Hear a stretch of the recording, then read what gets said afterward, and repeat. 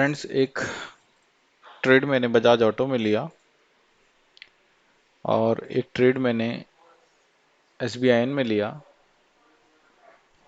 छोटा सा एक सेल का ट्रेड।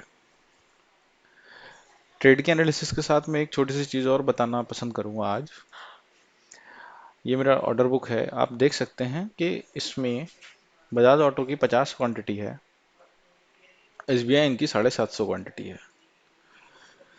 तो ये चीज़ मैं क्यों बता रहा हूँ या इस चीज़ से मैं क्या कहना चाहता हूँ, इस चीज़ से मैं ये बताना चाह रहा हूँ कि मनी मैनेजमेंट या स्टॉप लॉस मैनेजमेंट क्यों ज़रूरी होता है।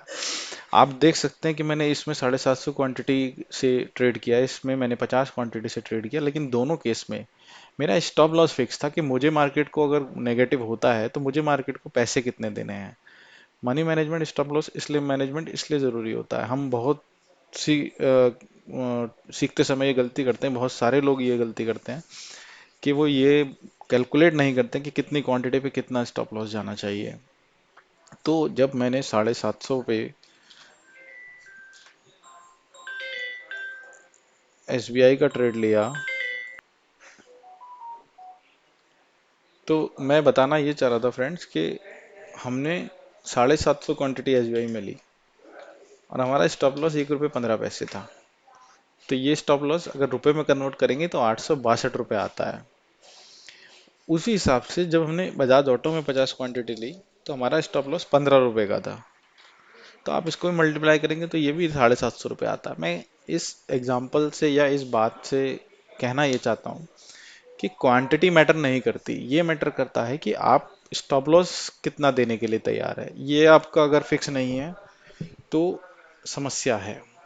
यदि ये आपका फिक्स नहीं है तो समस्या है, और समस्या हमेशा बनी रहेगी।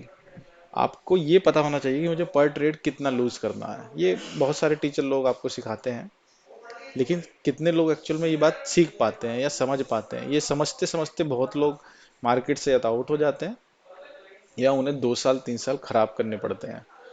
तो एक छोटा सा ये मैं एक एक तरह से लाइव ही था, ये एग्जांपल तो मैंने आपको देना जरूरी समझा। बजाज ऑटो क्यों बाय किया और एस बी आई एन क्यों सेल किया, ये बताने की कोशिश करूंगा। बजाज ऑटो ने तो कसम सी खा ली है, ऊपर नहीं जाना नीचे नहीं जाना। 11 बज के 21 मिनट पे बाय किया था लगभग यहाँ या एक कैंडल में, और ये तब से यहीं का यहीं है, 8700। तो इसमें मूवमेंट नहीं आया, लेकिन इसका मैं लॉजिक समझाने की कोशिश करता हूँ। अगर आपने लास्ट वीडियो देखी होगी, जो मैंने एक पैटर्न पे आपको उसमें बताया था, एक सेटअप बताया था कि किसी भी दिन जब मार्केट एक गिरा होता है, फॉल हुआ होता है, तो हम एक हाई और लो को मार्क कर लेते हैं और उसके बीच में एक इम्पॉर्टेंट कैंडल पकड़ने की कोशिश करते हैं। तो उस सेटअप के हिसाब से इसमें एक हाई ये था और कल इसमें लो ये था। इसके बीच में हाईएस्ट वॉल्यूम की जो कैंडल थी वो ये थी। तो जब मैं यहाँ लाइन डालता हूँ और कल मार्केट इसके नीचे खुल गया, सॉरी क्लोज हो गया, तो जब ये नीचे क्लोज हो गया था तो आज इसको खुलने के बाद रेजिस्टेंस लेनी चाहिए थी।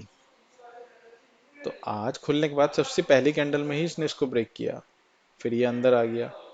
यहाँ से बाद इसने इसको फिर सस्टेन किया, मतलब लोअर लोज नहीं किए ज़्यादा।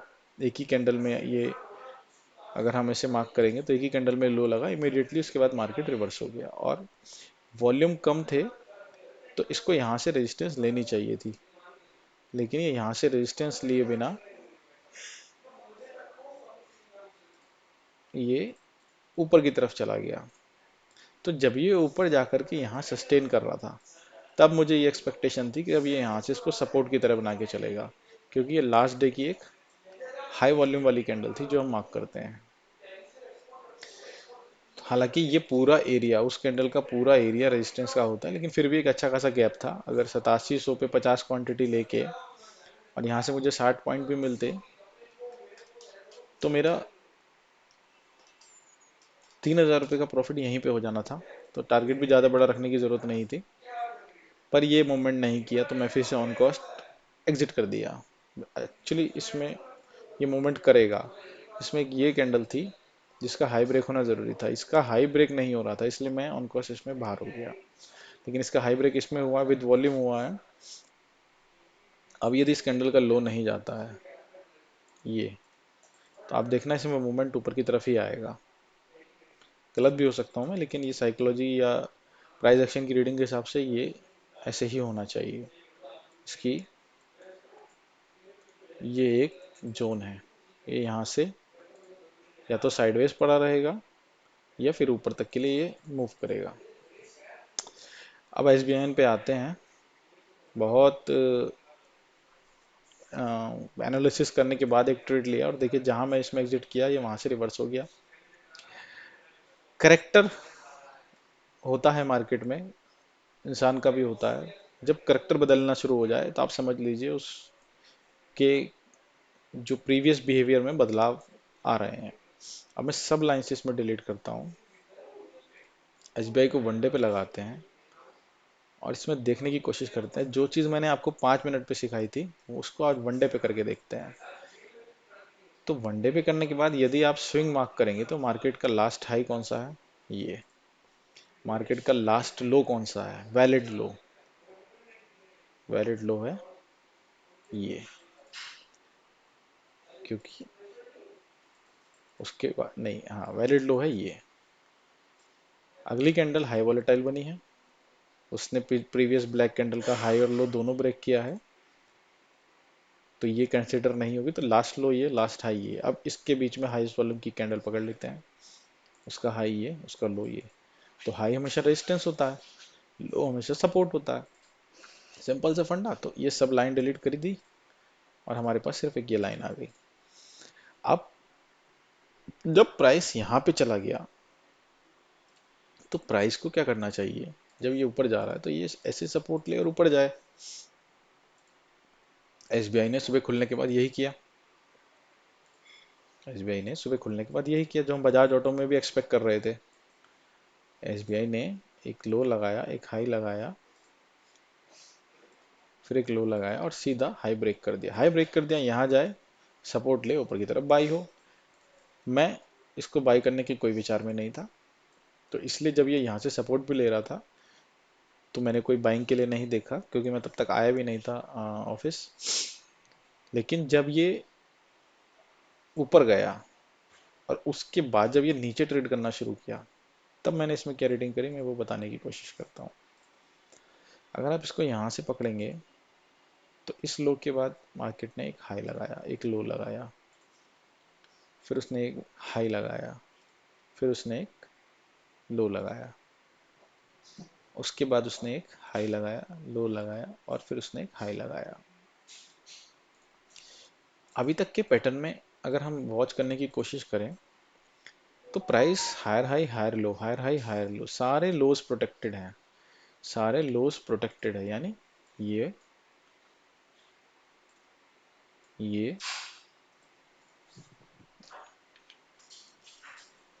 ये लो है, ये प्रोटेक्टेड है, ये लो है, ये प्रोटेक्टेड है, ये लो है, ये प्रोटेक्टेड है, ये लो प्रोटेक्टेड है, ये लो प्रोटेक्टेड है। यानी मार्केट कोई भी लो ब्रेक नहीं कर रहा और सारे स्विंग हाई ऊपर की तरफ शिफ्ट हो रहे हैं।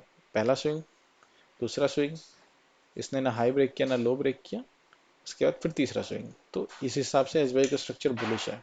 एसबीआई को स्ट्रक्चर बुलिश है। लेकिन अगर बुलिश है और ये हमारी हाईएस्ट वॉल्यूम की जो वनडे की कैंडल थी उसके अंदर आ रहा है, तो हम इसको एक छोटे से स्विंग यानी लास्ट सपोर्ट तक के लिए सेल कर सकते हैं। अगर मार्केट अपनी प्रीवियस सपोर्ट ब्रेक करेगा तो एक लास्ट सपोर्ट में आएगा। मार्केट का लास्ट स्विंग ये पड़ा हुआ था और एक स्विंग ये पड़ा हुआ था, इसके बीच में कोई स्विंग नहीं है। तो मार्केट जब ये स्विंग ब्रेक करता है तो फिर यहाँ तक आ सकता है। अब ये ब्रेक कैसे होना चाहिए, जब ये हायर हाई करके ऊपर जा रहा है तो ये लोअर लोज करके नीचे आना चाहिए, तब हम इसको ये मानेंगे कि ये ब्रेक कर रहा है। तो अब हम यहाँ से मार्किंग शुरू करेंगे तो ये लोज लगा, ये हाई लगा, फिर ये लो लगा। जब मार्केट ने ये लो लगाया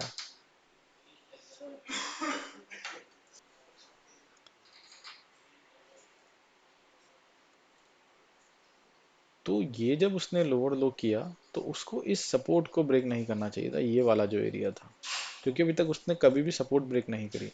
लेकिन आप देखेंगे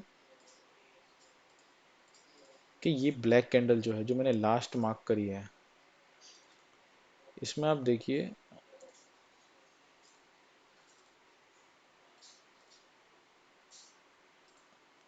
इसने सपोर्ट को ब्रेक कर दिया। अब इसको जिगजैग को हटा देते हैं, इसने सपोर्ट को ब्रेक कर दिया है। ये अगर सपोर्ट ब्रेक होती है, सॉरी स्विंग की लाइन ये है ना, हाँ, इसको हम यहाँ से मार्क कर लेते हैं। हाँ नहीं ठीक है, तो ये वनडे की लाइन है और ये लास्ट सपोर्ट है जो मार्केट ने ऊपर जाने से पहले क्रिएट की थी। उसके बाद इस कैंडल ने सपोर्ट को ब्रेक कर दिया, हम अभी इसमें एंट्री नहीं कर सकते। लेकिन उसके बाद जब इस कैंडल ने, और ये विद वॉल्यूम हुआ था, उसके बाद जब इस कैंडल ने इसको ब्रेक कर दिया तो इसने स्विंग भी ब्रेक कर दिया जो प्रीवियस स्विंग था। अब यहाँ से ये कंफर्म हो जाता है कि अब हम नीचे के लिए ट्रेड में जा सकते हैं। तो उसके बाद जब ये कैंडल बन रही थी तब ये नीचे रेड हो रही थी, और फिर जब ये ऊपर की तरफ जाकर ग्रीन के लिए रिजेक्शन ले रही थी, तब ये हमारा सेलिंग पॉइंट था। तो 700, वीडियो थोड़ी लंबी हो गई है लेकिन ज़रूरी है जो चीज़ें मैं जानता हूँ कम से कम वो मैं आपको बताऊँ।